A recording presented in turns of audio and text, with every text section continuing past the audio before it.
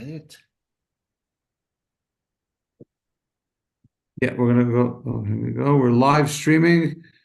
We are live on Zoom. We're live on YouTube almost. And there we go.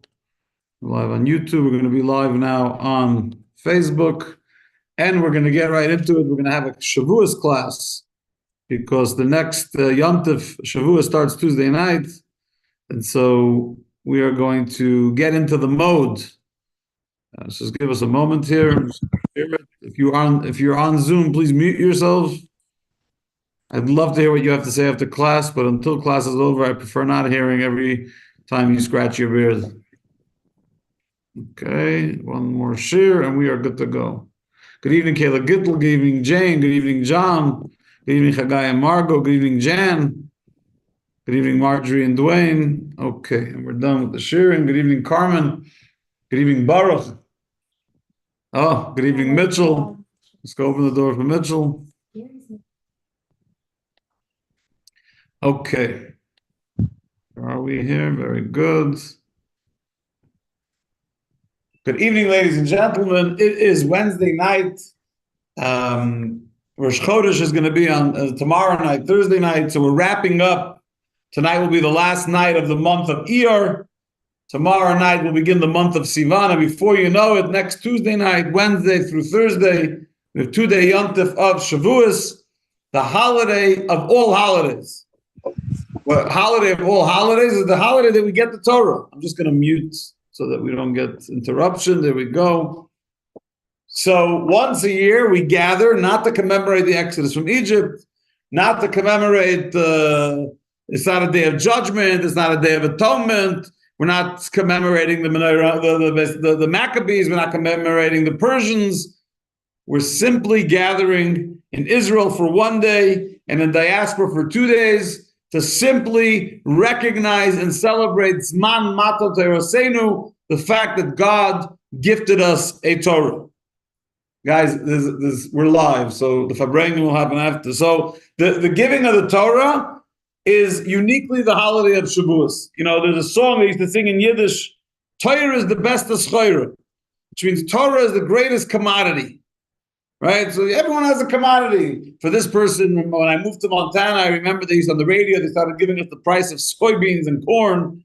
I never heard of such a thing in my life. In New York, no one cared about the price of corn and soybeans. They cared about the price on the S&P and the whatever the other one is called, the NASDAQ and the S&P, up and down. No one talked about the price of cattle. Then I moved to Montana, and every time on the radio you hear the price of soybeans, the price of cattle. Right? Everyone has a different commodity by which they measure value. And in Judaism, in Yiddishkeit, the only thing that we take into value is the Torah and its guidance for our life. So much so that the Zohar says, the Jewish mysticism teaches, the Kabbalah, that before Hashem created the world, right? Because it makes a lot of people crazy, but that's why I like saying it. God was, is, and will be. He's omnipotent, omnipresent, and he was king, is king, and will be king. Right? It makes people nuts. What does that even mean? Yes, God existed before the world, but what do you mean he existed? In what form? He doesn't have a form. He's God. That's one of the 13 principles of Maimonides' faith. There was no form. So if there's no form, he decides he wants to create a world. How do you create a world? You need a blueprint. So God has a blueprint. What is the blueprint? The Torah that he authored is his blueprint. He takes the Torah, not physically, but he takes the Torah and he creates a world based on the blueprint of the Torah, which means the world coming to the place where it needs to be is when it is in sync with the Torah.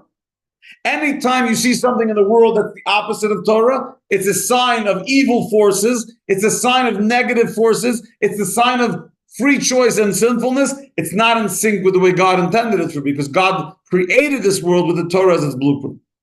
So before I get into the point of today's class, which is a very fundamental idea related to how we relate to the Torah, I want to read to you a song called Akdamos. I'm not going to sing it to you. First of all, I don't know the tune. There's a different tunes, the Sephardic tunes, but Akdamos or Agdamot, is a beautiful 2.5 pages of poetry written by Reb Meir ben Reb Yitzchak. Who was Reb Meir ben Reb Yitzchak? He was the teacher of Rashi. Where did he live? In Worms, Germany. Rashi was also in that city in Germany. Where Meir ben Reb Yitzchak lived during the first Crusades, when his son, Reb Meir ben Yitzchak's son, not Rashi, his son, Rashi was his student, but his son was murdered by the Christian Crusaders, like many, many other tens of thousands of Jews, specifically in Germany and France. He was also taken, because he was a smart, brilliant rabbi, they demanded of him, Rav Meir ben Rav Yitzchak, that he debate with the Christian debaters about the authenticity of Judaism versus Christianity, which, by the way, many sages, including, for example, Nachmanides Ramban, suffered a lot in Spain because he was always forced to debate with the Catholics and he always won. And you have this, it's a lose-lose. You have to win because you have to prove that they're wrong. But if you win, they'll kill you. So it's one of those special gifts that the Jews experienced. So Meir ben Rabbi Yitzchak was a debater.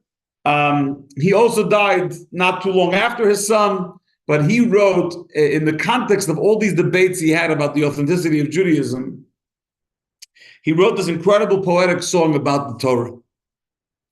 I'm not going to read it to you in the Aramaic in which it was written. I'm going to read it to you in English.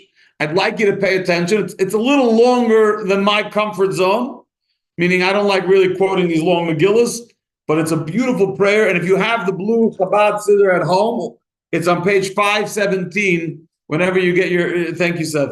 Page 517, and it says as follows. Let me just let someone into class here. There we go. Mute him so he doesn't disturb while he's eating a sandwich. Oh, still muted. Baruch Hashem. You know, people don't realize they're on Zoom. A lot of interesting things go on when you're a rabbi and you spend a lot of time on Zoom. People who forgot about this mute button, you get to hear phenomenal things. You could do marriage counseling without them even knowing that you're listening to the fight. But anyhow, it says like this. Before I begin to speak, desiring to utter words of praise, I first request permission and authorization. Tremblingly, I begin with 2 or 3 stanzas with the permission of him who creates and sustains the world forever. His might is eternal, and it could not be described adequately, even if the heavens were parchment, all the trees were quills. The oceans and all the waters were ink, all the inhabitants of the earth were scribes and writers. The glorious master of the heavens and sovereign of the earth alone established the world and wrapped it in mystery. Without exertion, without fatigue, he perfected it. With the most easily articulated letter, which has no substance. In those 6 days, he prepared all his work, then in his glorious splendor ascended upon a throne of fire. Myriads of angelic hosts serve him. New ones arise each morning, great in his faithfulness.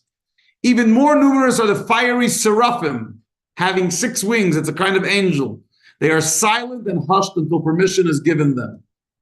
Then they call to one another in unison without delay, thrice holy, his glory fills the whole earth. Kadesh, Kadesh, thrice holy means they say 3 times, Kadesh, Kadesh, Kadesh.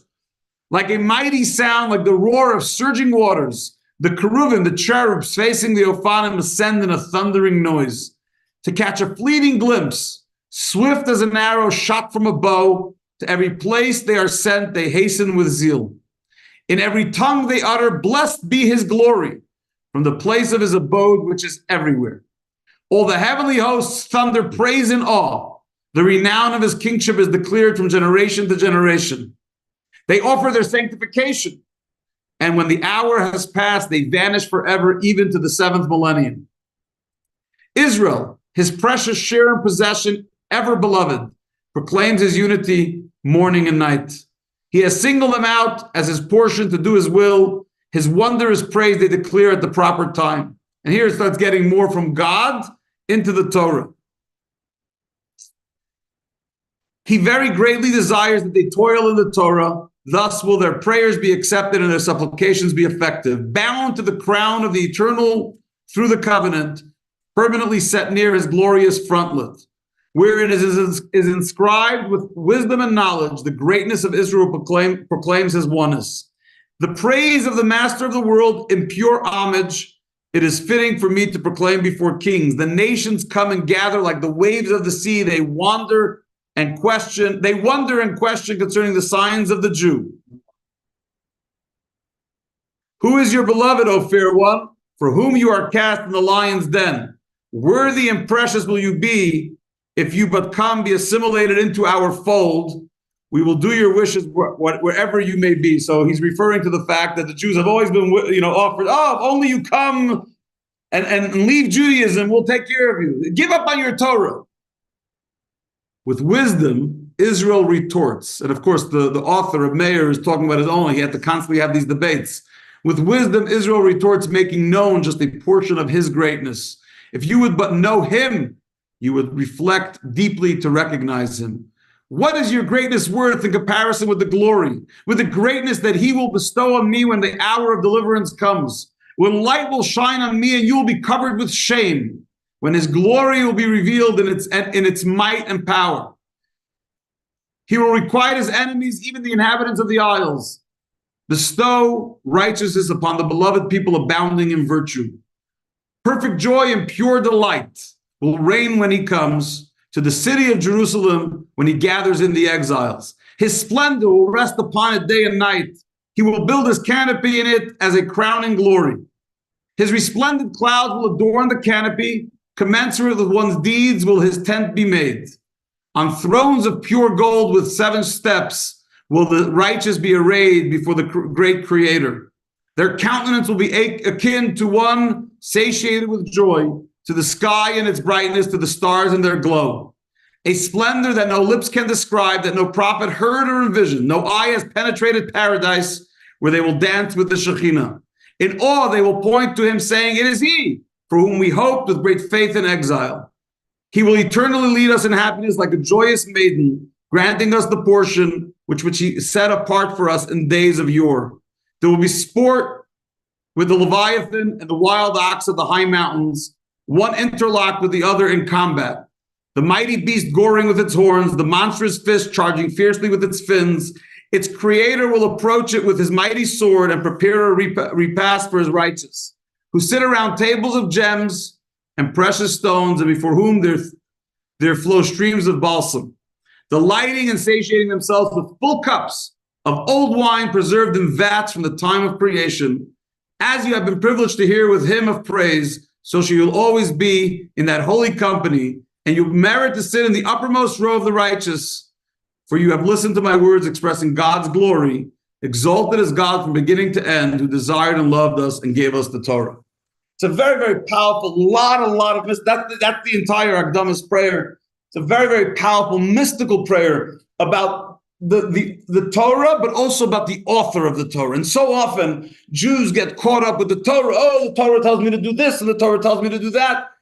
And there's less focus, sadly, and we're going to change that tonight, to focus on the author of the Torah. The fact that Torah is Chachmasai Uritzonai Shel HaKadosh Baruch Hu. That Torah is the wisdom and the brilliance of Almighty God. In other words, his wisdom is embedded in the Torah. So when you study a word of Torah, it's not just a great idea, a commandment. It's a connection that you're creating for yourself, not just for your soul, even for your body and your intellect, with the wisdom, the infinite wisdom of God. You know, they say, and you might enjoy this, all of you may enjoy this, the Medrash says that before God gave the Torah to the Jews, he wanted it to be a fair playing field. So he offered it to the other nations as well. So he went to the angel of Ishmael and offered them the Torah. They said they're not interested. He went to the angel of Esau and said, do you want the Torah? We're not interested. So back in the 1950s and 60s, it was maybe even the 40s, started in the 40s. His name was Rabbi Yontif Erlich. Rabbi Yontif Erlich was a Yiddish composer who used to play at Jewish weddings. He was one of the only pianists at Jewish weddings in New York. And he was an old school chassid. He used to play piano with like a shield over his eyes. He didn't want to see the women dancing. It's a pasnish. It's not appropriate. He was a holy Jew. but authentically. He didn't do it. He wasn't screaming at anyone. He wasn't fighting with anyone. He just did his thing, and he composed these most beautiful, beautiful Yiddish songs. One of them is called the Torah. So he took that medrash, the medrash that talks about God going to Esau and Ishmael and asking if they want the Torah, and he he embellished it for the sake of teaching a lesson. It's a beautiful song. I grew up with it. I was probably 9 or 8 when I learned this song. Is the Malach gekommen weiter weg, kommt kein London. It's a song about the angel. And the angel starts off, and he goes to where? His first stop is Russia. He goes to the Slavs, to the Slavic nations. And he says to the Russians, do you want the Torah? And they say, sure, what does it say? And the Russians say, and the angel says, it says you got to believe in one God. The first commandment. The Russians say, hello, this is Russia. It's a Stalinist Russia. We don't believe in God. You got to try somewhere else. It's not for us. So the Russians say, maybe try Germany. So the angel heads to Germany. He gets to Germany. He says to the Aryan people, do you want the Torah? They said, was dort steht? Well, they said in German, was dort steht? What does it say there? And the angel says, it says, thou shalt not murder. And they said, sorry, we can take the whole book, but we can't do without murder. We have to be able to murder. So he says, maybe try with the French. So he lands in Paris. And he comes to Paris, as Jackie Mason, I told you this many times, Jackie Mason said he goes to Paris to visit those parasites. But he goes to Paris, and he says to the Parisians, he says to the French, do you want the Torah? They say, what does it say? It says you have to be modest. You have to have a life with family purity in your marriage. They said, sorry, this is France. We don't do modesty. And so find a different customer. So he says he crossed the English Channel and he went to England. And he said, you guys want the Torah? The English said, what does it say? So they said, it says, you shouldn't covet. You're not allowed to be jealous of other people. The English said, we can't handle it. What do you mean you can't be jealous? We live our whole life being jealous and coveting everything that everyone else has. Maybe try America. So he lands in New York. And he comes to New York and he asks Americans, do you want the Torah? I don't know if it was Brooklyn or not. He asks, they want the Torah. And they say, what does it say? They said, it says you have to honor your parents. The American says, listen, we have a thing called Father's Day and Mother's Day. We honor our parents twice a year. We can't do it the rest of the year. Find someone else for this book. So he goes to the Arabs. He goes to the Middle East. He asks the Arabs, tell me, in Jordan, he says to the Arabs, tell me, you want the Torah? What does it say? It says, thou shalt not steal. He said, we can't do that. All we do is steal. I know today that sounds funny, but if you look at a map, you'll see how many lands were stolen by Arabs. It's pretty entertaining. So they said, try the Jews. So the angel's walking from Jordan to Israel. He sees an Alta Yid walking, schlepping. He says to him, hey, you want a Torah? He says, what does it say? He says, it has all these incredible commandments from God. He says, sure. He says, do you need a receipt to prove that you gave it to me? But I'll give you, it's a whole funny song. And the Jews take the Torah, and that's the end of the song. Because the Jews recognize that the Torah is the bestest Torah. There is no greater commodity in the world than the Torah, and that commodity was gifted to us. Can have all the issues in the world. No one can ever take away the inheritance that each of us got at Sinai, which is that God gave us a Torah. And that's really where I want to take the class, because the Torah gets a bad rap in many different ways.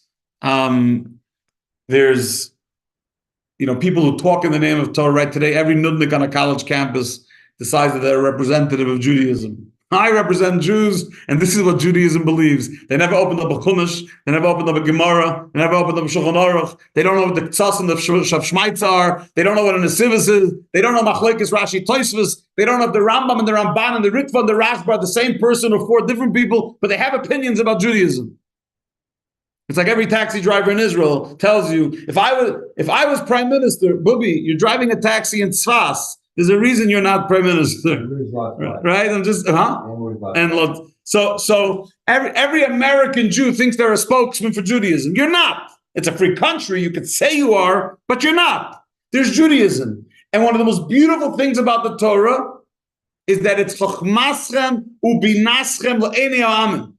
in Deuteronomy, in Dvarim, Moshe Rabbeinu tells the Jews that Torah is the wisdom and the brilliance for which the world will appreciate you. When a Jew shares Torah with the world, when a Jew expresses the morality, the authenticity, the brilliance, the sophistication, the ethics of Torah with the world goes, thank you. We needed that. We want to hear more.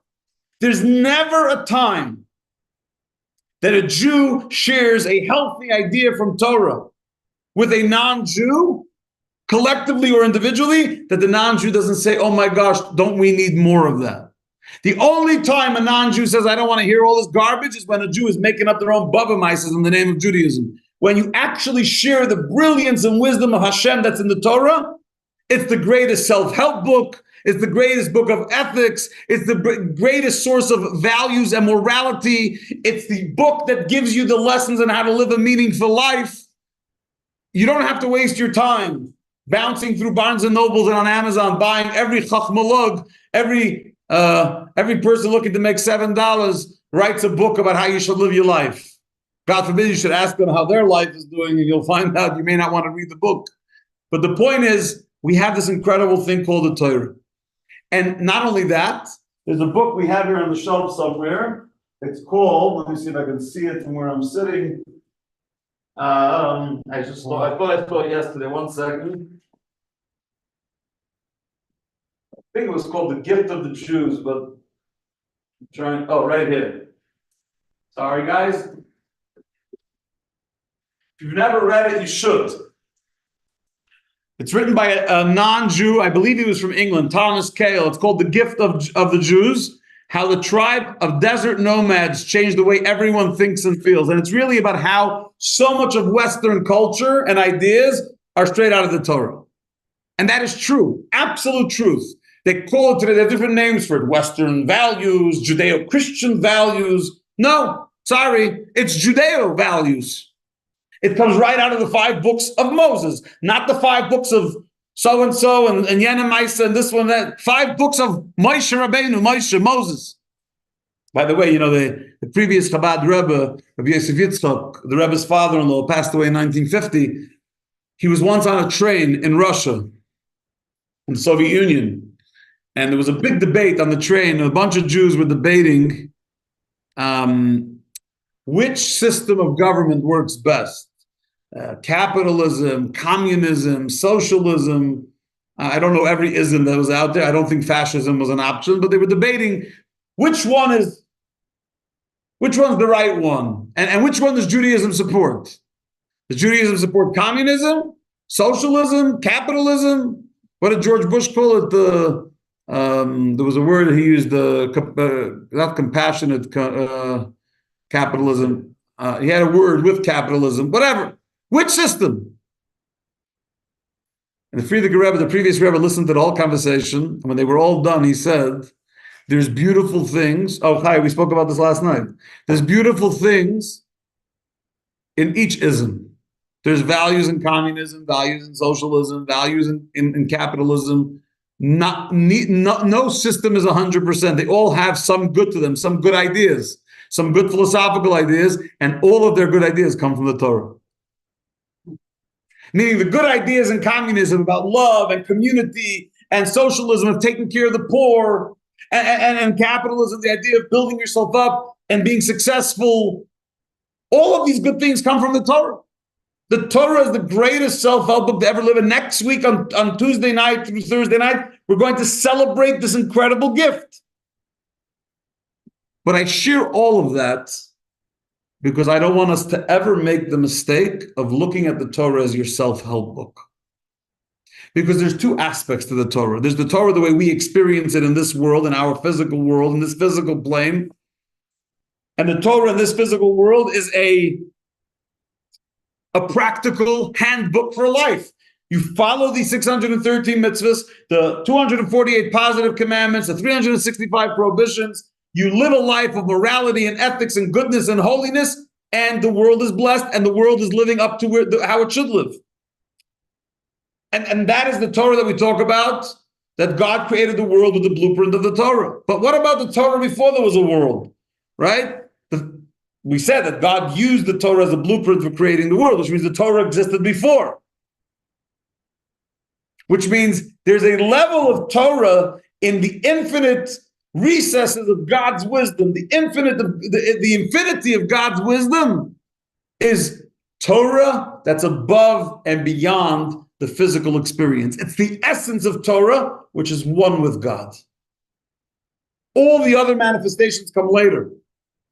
All the other manifestations are how you take this incredible essence of God and manifest it and express it in how we live our lives and how we change the world and how we permeate the world. But what it is at its core is God. Human beings and their intellect are separate, right? You can be a smart person and say a stupid thing. How's that possible? Because your words and your thoughts and you are separate. With God, they're not. God and his infinite, because he's God, he and his wisdom are one. So when you tap into God's wisdom, you're tapping into God's essence. So in addition to learning how to live your life, every time you study a word of God's wisdom, every time you come to a Torah class like the one we're having right now, every time you read a verse from the Torah, every time you study a halakha and the Rambam, every time you open up a page of the Talmud, your finite wisdom is having the opportunity to have an eternal bond with God's infinite wisdom, which is God, because you can't make separations within God. He is one. So it's not just a handbook for life. It's a connection with infinity. That's why King David was punished. You know, the Talmud says in Soita, let me pull it up. I want to read to you straight from the Talmud. 2 for 2 in this class. The 2 Zooms. A good thing the chairs are on wheels. Otherwise, you'd have to see if I'm tucked in or not. And then if I was untucked, my mother would be very unhappy, even though she's in heaven. She's still very scary like that. Page 35, page 35a in Sota, it says as follows, regarding King David getting punished for how he treated the Torah. King David, right here. Darash Rava. Rava taught, this is straight out of the Talmud in Sota. For what reason was David punished with Uzzah's death? He experienced the terrible tragedy, King David, when Uzzah, one of his people, died. And the question is, why was he punished, King David? Why did he deserve that? He had enough trouble, King David, with Absalom, with Achitophel, with the Philistines. Why did Uzzah have to die? He was punished. Why? Here's the words of the Talmud. Because he called the matters of Torah songs. He referred to the Torah as songs. We're in Psalms, he says, your statues have been my songs in the house of my pilgrimage. In other words, King David was so in love with the Torah that he referred to the Torah as this incredible melody. You think, what's wrong with that? Calling a Torah a melody? Drink some coffee, Baruch. Shlaf Zachayim. What did God say to David? Divrei Torah, the words of Torah of which it is said in Proverbs, will you set your eyes upon it? It is gone, right? If you put your eyes on the essence of Torah, if you let go of the Torah even for a second, you'll forget it. At the Torah, you're calling it melodies. So Hashem made King David get into a situation where he made a mistake, and for that he was punished. Why? Because he thought of the Torah as a song. Now, what's really going on, I mean, obviously, on a much deeper level, is that King David, for a moment, started looking at the Torah just in the physical realm, like a practical handbook, like a beautiful melody. If you follow, it's romantic. If you follow the Torah, it's going to make your life amazing. Right? Remember, what's her name? Cinderella, and he's going to lift you up and run off with you, then happily ever after. Sometimes you think of the Torah like, oh my gosh, it's incredible. I'm in love with this book. It's the greatest book ever, which is true. And it gives me all the guidance for life. And I can't live without it. And I'm so grateful. And I'm going to live happily ever after with this incredible self-help book that puts Brene Brown to shame. It is the Torah from God himself. And that's okay. But if you're King David, you should know exactly. Mitchell said higher standard. King David needed to express that the Torah is not just a melody for life, it's the essence of God's infinite wisdom. And when you're trying to find the essence of God's infinity within Torah, you have generally four types of learning of Torah. You have Pshat, it's called Pardes, the orchard. Pshat, Remez, Drush, and Sod, which Pshat means the basic understanding of the verses. Remez means different hints, like homiletical interpretations. Then you have Drush, which is like analogy. So the parables of Torah and the fluffy teachings that come out of Torah, and then you have Sod, the mystical. So you have allegorical, you have homiletical, you have basic, and you have mystical. But what the Rebbe says, and all of what I shared with you tonight, not the song, everything but the song is from the Rebbe, is that if you really want to delve into that aspect of Torah, the infinity of Torah, the way you do it is by going to the infinity, the closest thing we have to infinity, which is the deepest mystical ideas of Torah, which you're going to find in the teachings of Chassidus. Because when you study the inner part of Torah, the esoteric part of Torah, it already has the shine, the essence, the luminary shine there, because you moved away all the physical stuff. It's not about cows, it's not about oxen, it's not about stealing, it's not about murder, it's deep. It's about God and heaven and layers of mystical creatures and angels and soulful stuff. So you're already talking about spiritual and mystical stuff. So it's a lot easier when you're learning Chassidus to tap into the infinity, because you're already shifted away from the physical, mundane, practical side of the Torah. So as we learn to make the Torah a beautiful melody in our life, it should be a beautiful melody in life. It should be in tune with everything about your life. When you go home tonight, don't turn on some Baba Maisa television that's going to scream at you. We pay money to turn on a screen where some yatzmach with some yo-yo is sitting in a studio in New York or LA, and he's screaming at you. He's telling you what you have to believe. Yeah, Biden, not Biden. Yeah, Trump, not Trump. Yeah, Russia, Ukraine, holiday, Gaza, Gaza. Who needs that in your life? What do you need it for? Is that a melody? Sounds like a horror show. Go home, turn on a melody. What's the melody? Torah. If you're too tired because it's already late at night where you live, go to sleep. It's better than watching TV. But when you wake up in the morning, turn on the melody again. Turn on the song. It's attractive. It's in sync. It's self-help. It's moral. It's ethical. It's holy. It's beautiful. It's attractive. But don't get stuck there. In other words, don't ever forget that above all the attraction and above all the beauty, the beautiful melody, and above all the song, and above all the wisdom, and above all the brilliance, it's the essence. And what's the essence? Torah is the infinite wisdom of God. So what you have when you study Torah is an infinite bond with the infinite creator, something that isn't available in any other experience on earth. You could stand in Lamar Valley and see grizzly bears. You could stand on top of Banff and Jasper and look at the glaciers, not the glaciers, but the ice fields, the Columbia ice fields. You could go through Lewis and Clark Cavern and see the bats, and you could do all of that. One pasuk in Chumash, one enjoyable, deep experience with a verse in the Torah, a blat Gemara, a mimer, a discourse of Chassidus, a page of Tanya, lifts your soul into the infinite. And suddenly all that mundane BS that they're trying to warp your brain with is irrelevant. So this Shavuos, as you celebrate the receiving of the Torah, celebrate the fact that God gave us an inheritance of the Torah, don't sell yourself short. You know that thing it says in the seltzer bottles? On most bottles, I think, it used to say at least, no deposit, no return. Don't expect, right? Your father in heaven gives you an inheritance. You say, you know what? I'm too lazy to go to the bank. I'm not going to get the money from the bank. Imagine someone said, my father left me $50 million. I'm too lazy to go to the bank. I have to sign a couple forms. It's too complicated. I have to hire a lawyer. It's going to be complicated. The lawyer's going to charge me 25 grand.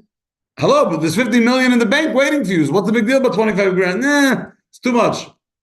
No normal person would say that. And if you're too lazy and you have 50 million in the bank, call me. We can have a conversation. But in the meantime, The Torah is our inheritance. You were gifted on a golden platter, an inheritance of God's infinity. Now you have the key. You can go and appreciate it, celebrate it, and allow it to be internalized within you, or you can ignore it. It's a free country. It's a free choice. You can ignore it. But that would be as smart as the guy, or actually it would be even less smart than the guy who ignores the bank account. So don't sit by and let the Yerusha, the inheritance, go to the garbage. Go and cash in. Go and celebrate it. Realize how gifted you are.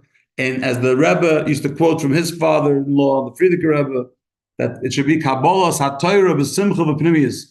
We should receive the Torah with joy and with inwardness. Make it real in your heart, in your soul, in your mind. Agut Yontif, Agut Shabbos, and we'll see you back here the Wednesday after Shavuos. But if you're in Bozeman on Shavuos, we'd love to see you. A Freilich and Yontif, and we'll see you soon. Sei gesund. Sehr gesund. Can I make a comment before we leave? Sure, let me just stop.